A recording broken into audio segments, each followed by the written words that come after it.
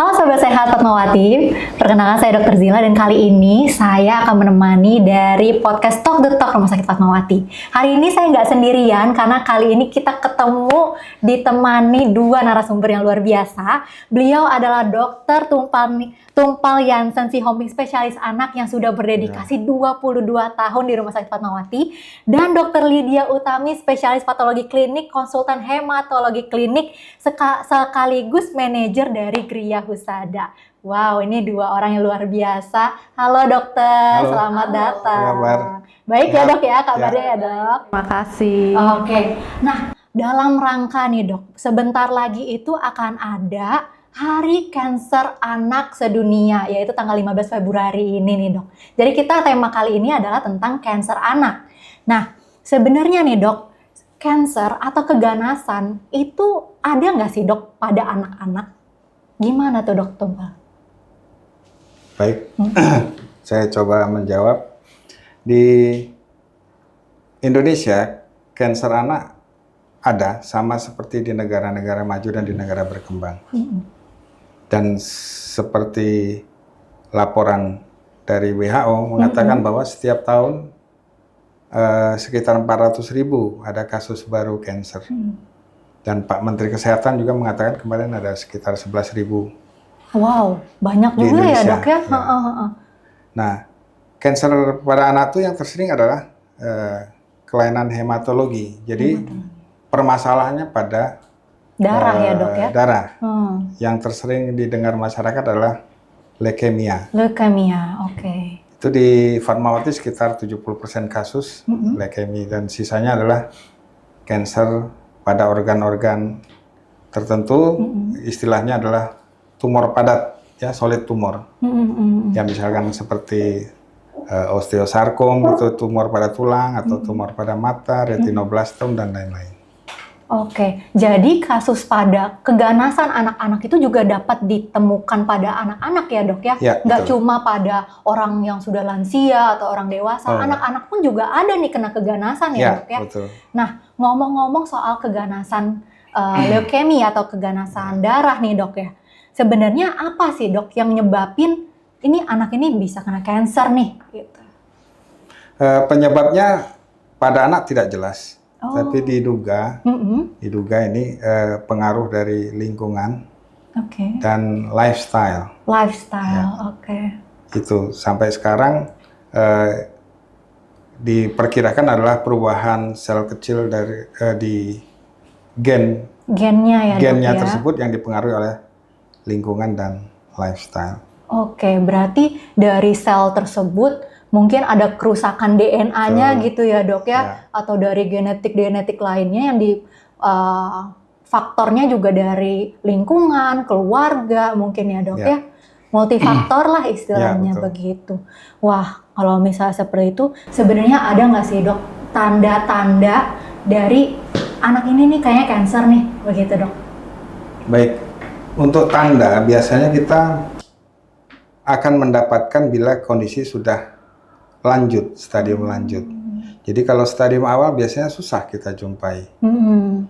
Di masyarakat Indonesia, di mana kita dalam kelompok negara berkembang, untuk screening penentuan kesehatan masyarakat itu masih belum masih tabu ya dok ya? Bukan tabu, masih kurang. Oh gitu. Ya.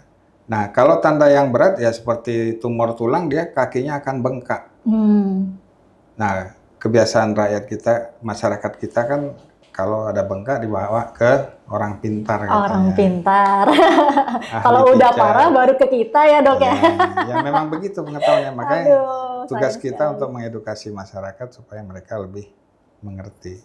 Semoga nih penonton-penonton di Talk the Talk Rumah Sakit Fatmawati bisa tersampaikan pesan-pesannya apabila ada kecurigaan, ini anaknya kayak keganasan deh. Yuk langsung aja ngobrol langsung, konsultasi sama dokter-dokter spesialis kita. Kebetulan Dokter Tumpal ini merupakan dokter spesialis anak yang sudah berkecimpung di dunia spesialis anak, udah 22 tahun ya dok ya. Dan di sini juga ada Dokter Lydia, beliau ada dokter spesialis patologi klinik dan konsultannya di hematologi ya dok ya. Wah, tadi kita udah dengerin tanda-tanda dari versi spesialis anak. Kalau dari tanda-tanda mungkin klinisi atau dari tanda-tanda lab, sebenarnya ada nggak sih dok? Ini anak ternyata menjurusnya kayaknya cancer deh gitu dok. Oke dok, terima kasih. Jadi yang paling sering dijumpai pada anak dengan kanker adalah anemia atau sering kita sebut kurang darah ya, anaknya kelihatan pucat, lemas. Nah itu bisa kita deteksi dengan pemeriksaan dari darah, kadar hemoglobin yang turun. Nah selain itu pada pasien kanker, terutama leukemia, sering juga dijumpai trombosit yang rendah gitu. Dan biasanya kalau pasien dengan trombosit rendah sering kita jumpai memar-memar, atau kalau yang sudah berat sekali bisa juga ada perdarahan. Nah, selain itu juga kita perlu melihat dari sel darah putih. Sel darah putih ini namun bervariasi ya, bisa tinggi, normal, atau rendah. Bila ada tanda-tanda tersebut maka perlu dilanjutkan dengan pemeriksaan sediaan apus darah tepi. Nanti kita akan melihat bentuk sel-sel dan populasinya itu apa saja. Kalau dari situ ada kecurigaan ke arah leukemia, maka harus dilanjutkan dengan pemeriksaan sumsum tulang nih dengan dokter tumpal yang akan ambil sumsumnya gitu. Kolaborasi ya dok ya, mantap dok. Oke, nah dari sumsum tulang nanti kita akan mengetahui apakah memang benar dia leukemia atau ada kelainan yang lain. Karena sumsum itu kan pabriknya ya. Kalau ada gangguan di pabrik, maka di tokonya atau di darah tepi kita akan melihat yang tadi anemi, trombositopeni dan lain-lain. Dan apabila memang ada tanda leukemia akut di sumsum tulang, bisa ditandai dengan sel mudanya yang dominan, kita harus melanjutkan dengan pemeriksaan immunophenotyping. Apa itu dok, immunophenotyping? Kita akan mengenali sel bukan hanya dari wajahnya atau bentukannya, tetapi dengan penanda-penanda lain yang ada di dalam sel. Nah, nanti dari situ kita bisa menentukan leukemia akutnya jenis apa. Nah, untungnya pemeriksaan itu sudah ada di Fatmawati. Wow, gitu. lengkap Jadi ya dok lanjut. ya. Bisa langsung ke dokter tumpal untuk anamnesis pemeriksaan fisiknya, sekaligus nanti pemeriksaannya lebih lengkap lagi sama dokter Lydia. Wah luar biasa, ternyata lengkap banget ya dok ya. Dan ternyata ini komprehensif banget nih dok mengenai kanker itu. Yang mana harus di screening terlebih dahulu, harus di anamnesis juga, riwayat sebelum-sebelumnya kita juga harus tahu ya dok ya, riwayatnya seperti apa, udah minum obat apa aja, itu juga akan mempengaruhi dari hasil klinisi dari seseorang ya dok. Nah tadi juga ngebahas sedikit tentang penegakan diagnosis versi dari patologi klinik atau dari darah. Kalau dari dokter tumpal nih dok, kalau dari spesialis anak, gimana sih dok cara penegakan diagnosis selain dari mungkin dari darah lengkap atau misalnya ternyata immunotyping atau tadi sumsum tulang, sebenarnya ada pemeriksaan yang lain nggak sih dok yang perlu dilakukan oleh pasien-pasien yang curiga atau memang dia ternyata sudah kanker dan perlu dilihat lagi nih perkembangan apakah ini pengobatannya sudah tepat atau belum, bagaimana dok? Ya baik, untuk pemeriksaan penunjang selain yang sudah diutarakan tadi darah adalah beberapa yang penting pada tumor padat atau solid tumor adalah melakukan biopsi. Jadi jaringan yang tidak normal kita ambil periksa di laboratorium Fatmawati. Iya dong. Patologi anatomi. Di situ juga sudah bisa melakukan pemeriksaan imunohistokimia. Wow.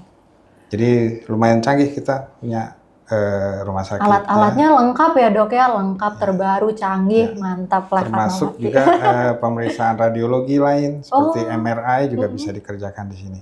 Oh gitu dok. Oh berarti nanti ini adalah multi spesialistik lah ya. Jadi spesialisnya nggak cuma satu, nggak cuma dokter spesialis anak juga, patologi klinik, patologi anatomi, bedah juga, radiologi juga ya dok ya. Tapi pokoknya ini disesuaikan sama kebutuhan atau jenis dari kanker pada anak-anaknya. Oke nih dok. Sebenarnya nih dok, kanker ini ada possibility atau kemungkinan nggak sih dok bakal sembuh gitu kan? Dan gimana dok cara terapinya? Gimana tuh dok Tumpal? Baik. Kalau kemungkinan sembuh pasti ada. Wow, gimana pasti tuh? ada. Tinggal tergantung pada satu adalah diagnosis yang tepat. Nah kita di rumah sakit ini sebetulnya penunjang dan klinisinya udah baik semua. Terus yang kedua adalah yang suka berpengaruh adalah masalah kebiasaan masyarakat kita. Jadi masih menganggap ada hal-hal lain yang lebih diutamakan. Jadi mereka tidak langsung berobat ke dokter di rumah sakit.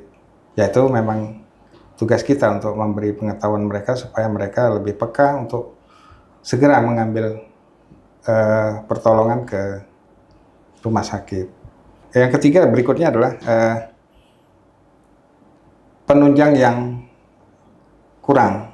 Ya, maksud saya mungkin karena kurang pemerataan dari pemeriksaan ya dok ya. Dan kebijakan dari pemangku kebijakannya apa ya, manajemen ya. Ya. Manajemen ya di rumah sakit ini saya lihat sudah baik, manajemen juga sudah support kepada kita. Tinggal kita mengikuti alur saja. Saya kira itu. Nah, kalau dari sisi dokter Lydia gimana nih dok? Untuk terapinya mungkin. Salah satu yang penting juga karena cancer itu pengobatannya nggak sebentar ya. Betul. Perlu waktu, jadi kudu patuh untuk kontrol. Mesti rajin kontrol, tapi jangan khawatir. Dokter Tumpal ada di Rumah Sakit Fatmawati, di Rawat Jalan ada, di Poliklinik Eksekutif Griahusada juga ada. Nah, jadwalnya bisa dicek di website Rumah Sakit Fatmawati. Jangan lupa untuk melakukan reservasi online. Dok Tumpal setiap hari apa dok? Mungkin nih penonton mau nih sama dokter Tumpal. Saya Selasa dan Kamis siang jam 11. Jam 11 ya dok ya, di Poli Eksekutif Griahusada ya dok ya. Nah tuh buat teman-teman semuanya, kalau misalnya ada keluhan-keluhan yang seperti tadi udah dijelaskan sama dokter Lydia atau dokter Tumpal, jangan nunggu lama-lama karena ini udah ada ahlinya.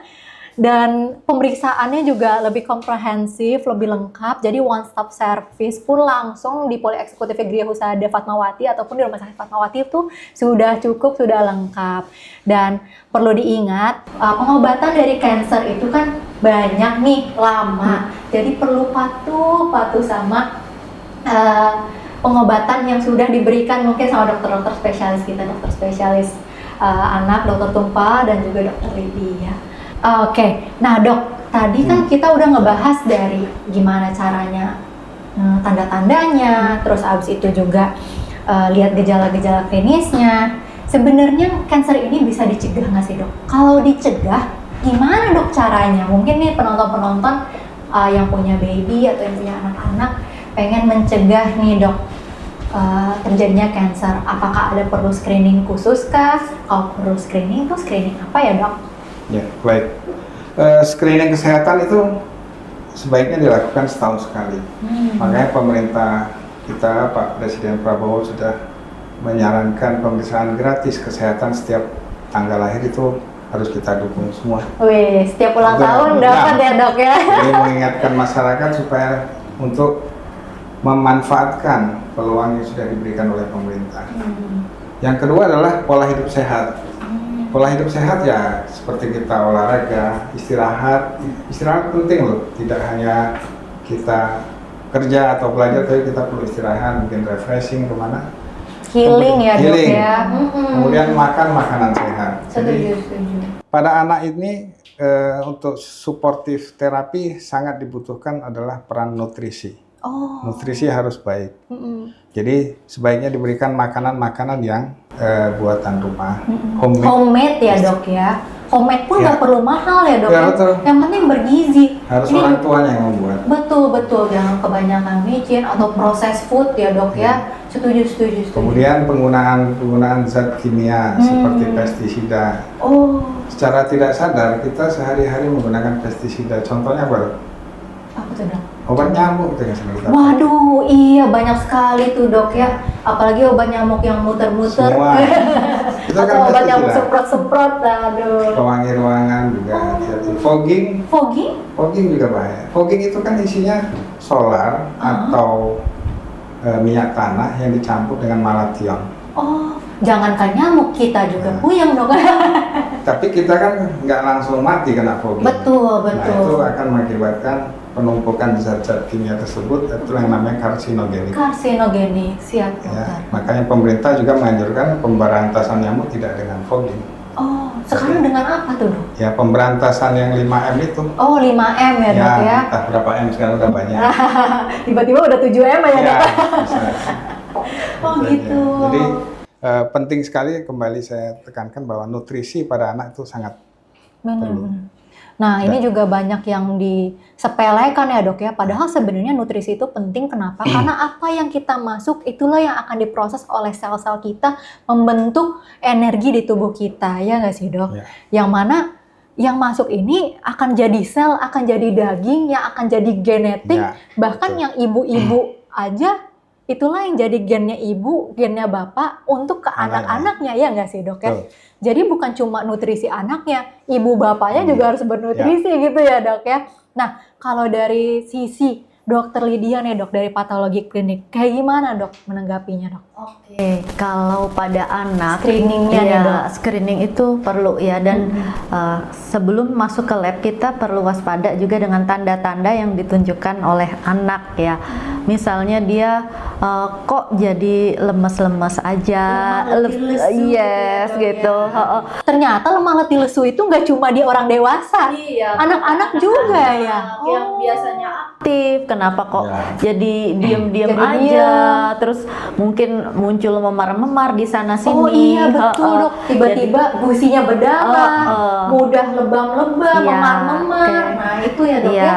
Terus, dan Dok, jangan tunda-tunda lagi, cepat bawa ke dokter, dan bila diperlukan akan kita periksa darahnya di laboratorium gitu. Nah tuh teman-teman semuanya penonton dari podcast Talk the Talk, apabila udah dijelaskan nih sama dokter Tumpal, sama dokter Lydia tentang gejala-gejalanya, itu perlu juga tuh di screening agar bisa ketahuan dari gejala kanker lebih cepat dan penanganannya lebih cepat dan tepat. Dan jangan khawatir, kanker ini pun bisa disembuhkan ya dok ya, asalkan penanganannya lebih cepat dan tepat. Jadi nggak perlu takut-takut, karena di sini ada dokter Tumpal dan ada dokter Lydia, juga ada dokter-dokter spesialis anak lainnya yang luar biasa, sudah expert lah kalau di Rumah Sakit Fatmawati. Nah dok, ini kita udah di akhir sesi, tapi sebelum kita tutup, pasti dokter-dokter ada nih yang mau diberikan pesan-pesan untuk penonton kita dari podcast Talk to the Talk. Mungkin boleh diawali oleh dokter Tumpal. Boleh dikasih pesan nggak dok untuk Sobat Sehat Fatmawati, mungkin yang di rumah ada yang takut untuk screening, atau ternyata ada gejalanya tapi saya takut dok bawa anak saya, boleh dok disampaikan. Ya, baik Sobat Sehat, mari kita bersama hidup sehat dengan mengkonsumsi makanan sehat, berolahraga dan beristirahat, dan jangan takut untuk segera menggunakan fasilitas kesehatan yang sudah disediakan oleh pemerintah. Khususnya silahkan datang ke Rumah Sakit Fatmawati. Terima kasih. Oke, thank you so much Dokter Tumpal. Nah, kalau dari Dokter Lydia, gimana nih dok pesannya untuk Sobat Sehat di podcast Talk the Talk? Silakan dok. Buat sobat sehat semua, jangan lupa kenali tanda-tanda dini adanya kanker, dan bila ditemukan segera datang ke rumah sakit untuk periksa. Oke, thank you so much Dokter Lydia, thank you Baik, Dokter Tumpal. sama-sama, terima kasih. Oke, terima kasih banyak penonton setia dari podcast Talk the Talk. Saya Dokter Zila pamit undur diri. Sampai jumpa di podcast Talk the Talk selanjutnya. Bye bye.